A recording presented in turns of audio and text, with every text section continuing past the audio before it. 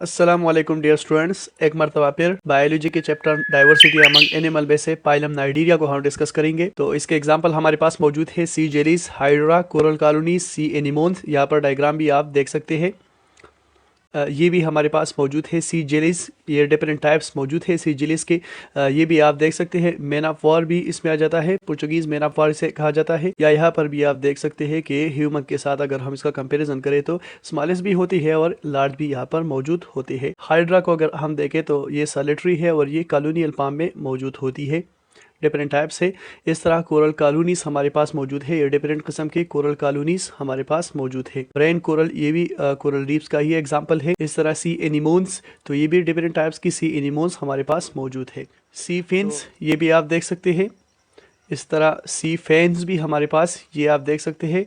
काफ़ी सारी ये कॉलोनीज जो है उसकी सी फैंस की मौजूद है। तो अब हम आते हैं कुछ हिस्ट्री की तरफ। ल्यूकार्ट ने 1847 में स्पॉन्जेस और नाइडीरियंस को पाइलम सिलेंट्रेटा में इंक्लूड किया था। तो इसके बाद 1888 में हेडसेक एक साइंटिस्ट है जिन्होंने सिलेंट्रेटा को डिवाइड किया 3 फाइलम में, जिसको नाम दिया गया था पाइलम स्पोंजियारा, जिसे हमने डिस्कस किया था पाइलम पोरेफ्रा पिछले लेक्चर में। दूसरा पाइलम जो है पाइलम नाइडीरिया, ये वाला पाइलम जो हम डिस्कस कर रहे हैं पाइलम नाइडीरिया। और इस तरह तीसरा जो पाइलम है पाइलम टीनोफोरा। तो इस 3 पाइलम में हेडसेक ने सिलेंट्रेटा को डिवाइड किया था 1888 में। तो अब हम देखते हैं वर्ड बाय वर्ड मीनिंग की तरफ आते हैं। नेम सिलेंट्रेटा का मतलब क्या है? ये ग्रीक वर्ड से डिराइव किया गया है। कोलियोस, कोलियोस का मतलब है हॉलो, एंड इंट्रॉन का मतलब है इंटेस्टाइन और गट। तो यहाँ पर अगर आप डायग्राम में देखें तो यहाँ पर सिलेंट्रेट की जो बॉडी होती है वो अंदर से हाली हुई होती है, या इंटेस्टाइन की तरह, जिस तरह इंटेस्टाइन या जो हमारा डाइजेस्टिव ट्रैक है, गट भी इसे कहते हैं, तो वो भी हाली है अंदर से। तो इस तरह सिलेंट्रेट की बॉडी जो है वो भी अंदर से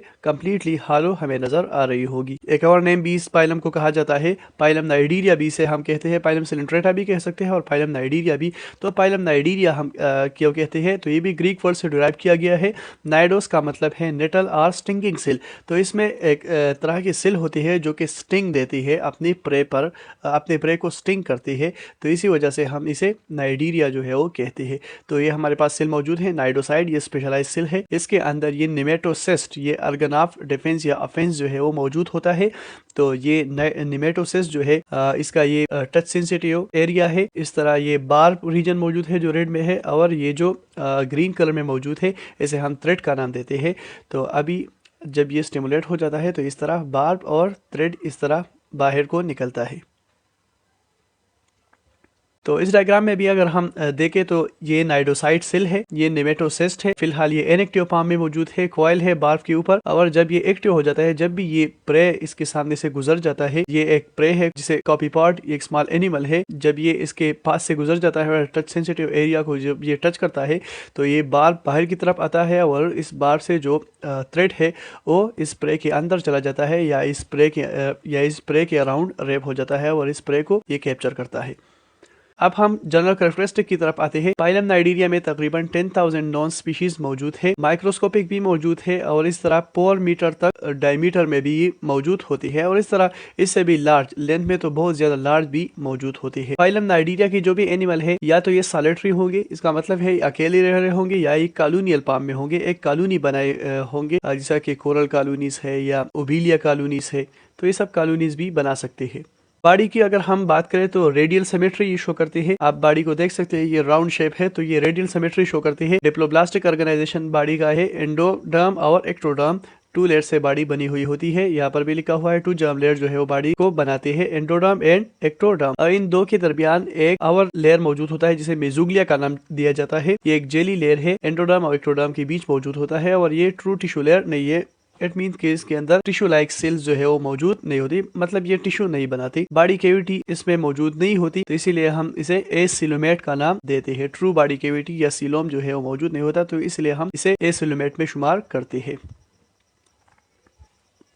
अगर हम एक्टोडर्मल सेल्स की बात करें तो एक्टोडर्मल सेल जो है वो प्रोटेक्टिव इन फंक्शन होती है, और निमेटोसिस उससे निकल जाता है। निमेटोसिस हमने पिछले स्लाइड में देखा कि वो किस तरह अपने प्रे का शिकार करने में मददगार साबित होता है। एंडोडर्मल सेल जो होती है वो डाइजेस्टिव एंजाइम सीक्रेट करती है और वो डाइजेशन के लिए और एब्जॉर्प्शन के लिए, जो डाइजेस्टेड फूड है उसके एब्जॉर्प्शन के लिए इस्तेमाल की जाती है। जो कैविटी है उसे हम इंट्रॉन या गैस्ट्रोवास्कुलर कहते हैं और उसका फंक्शन जो है वो डाइजेशन से रिलेटेड है और डाइजेशन के अलावा डाइजेशन भी उसमें होता है, एक्स्ट्रा सेलुलर डाइजेशन, और इसके अलावा अदर फंक्शंस भी मौजूद होते हैं। अनडाइजेस्टेड मटेरियल जो मौजूद होती है तो उसे माउथ के जरिए से बाहर की तरफ एक्सपेल किया जाता है। सिर्फ एक ही ओपनिंग होता है जिसे माउथ और एनस दोनों कहा जाता है। तो इसी वजह से हम कह सकते हैं कि सिलेंट्रेट्स में सेक लाइक डाइजेस्टिव सिस्टम जो है वो प्रेजेंट होता है। इंट्रासेलुलर और एक्स्ट्रा सेलुलर डाइजेशन दोनों होते हैं। माउथ के अराउंड टेंटिकल्स मौजूद होती है, जो कि टेंटिकल में organ of defence and offence जो है वो मौजूद होता है, जिसे नेमेटोसिस्ट कहा जाता है। ये हमारे पास एक हाइड्रा है,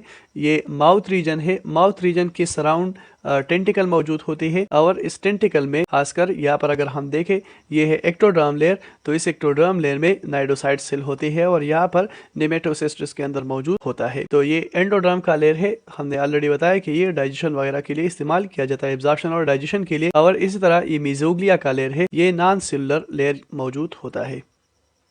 सिलेंट्रेट्स की अगर हम बात करें तो ये कार्निवोरस होती है, यानी ये फ्लैश ईटर होती है। इस तरह फूड वेरी करता है, डिफरेंट साइज के एनिमल पर ये प्रेडेशन कर सकते हैं। जूप्लैंक्टन्स हो गए, क्रस्टेशियंस, इंसेक्ट लार्वा और स्मॉल फिशेस को भी ये फीड कर सकते हैं, यानी इसके साइज से बड़े एनिमल का भी ये शिकार कर सकते हैं। तो ये हमारे पास जूप्लैंक्टन का जो गैलरी है ये मौजूद है। क्रस्टेशियंस ये यहाँ पर हमारे पास मौजूद है, आप इसे देख सकते हैं।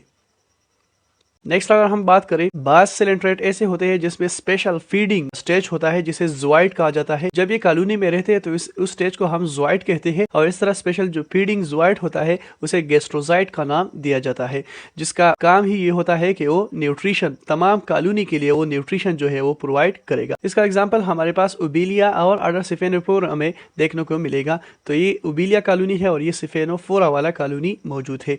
तो यहाँ पर मुख्तलिफ किस्म के ज़ोइड मौजूद है जिसको डिफरेंट नेम्स दिए गए हैं, जिसका अलग अलग फंक्शन होता है, तो उसे ज़ोइड कहते हैं। तो यहाँ पर अगर हम देखें तो ये गैस्ट्रोज़ाइट है, ये फीडिंग बर्ड है। इस तरह ये गोनोज़ाइट है, तो गोनोज़ाइट का फंक्शन ये होता है कि ये ब्रीडिंग के लिए रिस्पॉन्सिबल होती है। तो अगर सिफेनोफोरा में अगर हम देखें तो यहाँ पर ये गोनोज़ाइट है और ये गैस्ट्रोज़ाइट मौजूद होते हैं।